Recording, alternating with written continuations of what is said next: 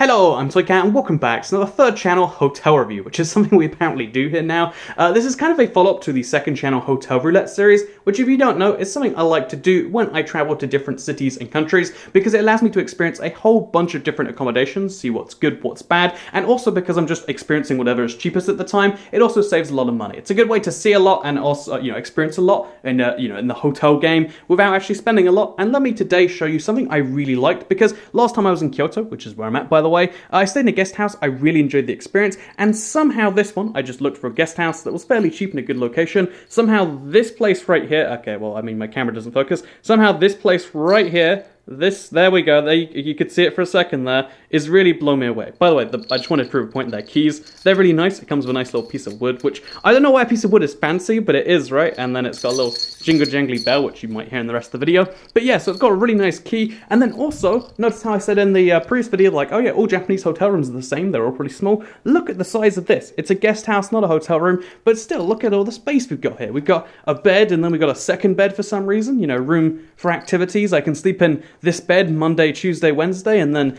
this for the rest of the week. It's going to be great, right? Like, separate beds for separate days of the week. But then also looking at the rest of the room, you can see this is really efficiently managed. That's what I like about Japan. Even in a small hotel room, it's not usually a problem. There's space for the things you want to do. And here it's really, really well managed. Like, the table in the corner over there, desk in the corner, there's like a screen over there. And then we've also got floor space, despite it being not actually that big a room. Again, you can't really convey size from a phone camera because it's not wide angle enough. But you can see how, like, oh yeah, it's actually really well managed space, at least in my opinion. Got a lot of things fit in here, and then still has the floor space, and feels spacious despite all of that. So, speaking of having a lot of stuff, again, most hotels internationally are just like, hey, here's a bed, here's a door, you can pay for other stuff, I guess. Everything here is included in the fairly low room rate. So, for example, we've got some water. Always nice when you get free water at a hotel, but it's water branded after the hotel. So just to prove that point, here is the key card thing again, not the key card, the keys, they're physical. Look, Rin. The hotel has its own brand of water. How crazy that is. Then we've got a smartphone service. It's called Handy, but basically it's a phone that charges wirelessly. So you put it in the dock every day when you're done, and you can take it out and about with you. Comes with 4G data for free. You can log in. It's just an Android phone with a weird case to stop you breaking it, I guess. But yeah, it's an Android phone. It's an Android phone that just has free 4G, so you have data while you're out and about. If you haven't bought a portable Wi-Fi or something, that's really cool. That's really smart. What a nice little investment. It's free. There's no little, again, free smartphone service, has international calls. It's just a lot of free things that they don't upsell you on. And then also, you also get some bathrobes, which is nice, you might think. You get the free coffee or whatever you usually get. And then the weirdest, bonus I've ever seen in a hotel is you get a free torch. There is a torch that comes with the hotel.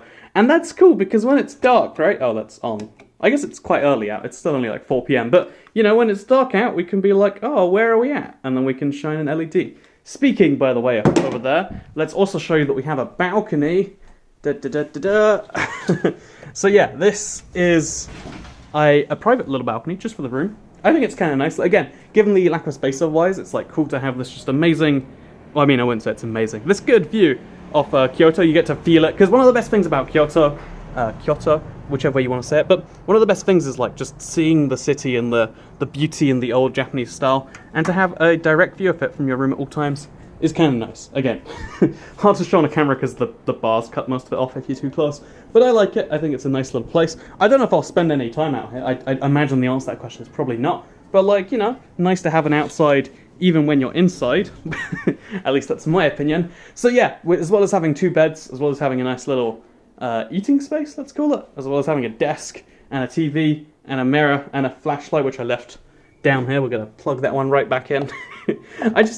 It's the weirdest thing, but it's a nice touch. But yeah, as well as that, we've then got this room right here. This is your hallway, but that's also a kitchen. So yeah, we've got ourselves a stove. There is some, oops. There is actually some stuff you can cook with, but for some reason, I don't know why this is, right now it comes stocked with 2 glasses, a spoon, and then there's a spoon that was previously washed up maybe. I think that, I don't know why the spoons are separated. Is that a smaller spoon maybe? And then 2 chopsticks? I don't know what the scoop is there, but I'm a little bit confused by it. But yeah, no, in general, I really like this place because of just all the stuff it kind of gives you. Like, oh, and also a fridge freezer, and also there's a washing machine, which I relied on because I have a week's worth of clothes. I'm here for 3 weeks. Do the maths.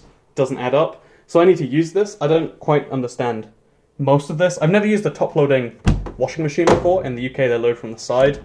So it's all different. It's all confusing. I think it's also a tumble dryer because we've got what I think is a lint trap there. Again, I don't know for sure, but it's cool, right?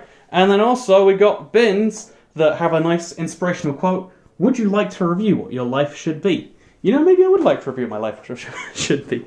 Then we got a Japanese toilet, of course. Even though this is traditional Kyoto, we've still got these new technological advancements like warm toilet seats that also have bidet functions, you know?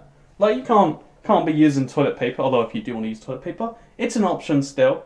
But you can use both together. That's the most hygienic way. And then we've got a sink built into the toilet. This happens every now and then. I don't know why, especially in a room where there is a sink there. Maybe like I don't get it at all. Like, why is this here? Can anyone confirm?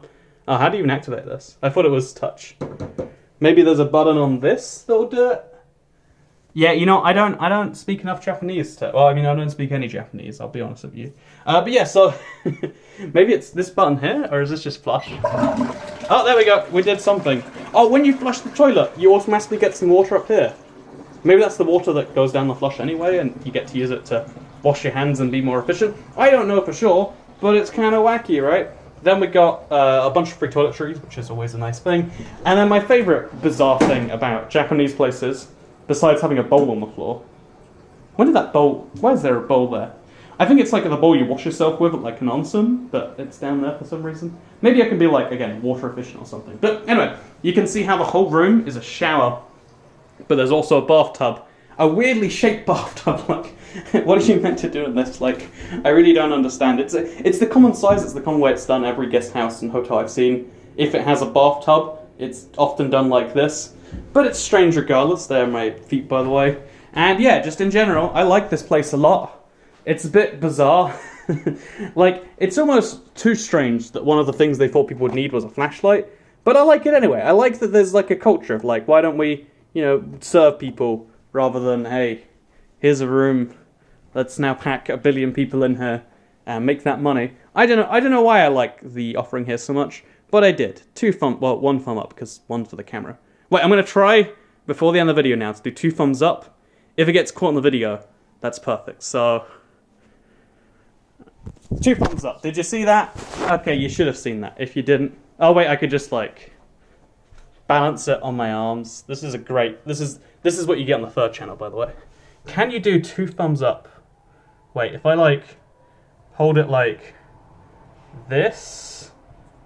Okay, wait, I got this. You can't hold a phone. Okay, there we... No, this is...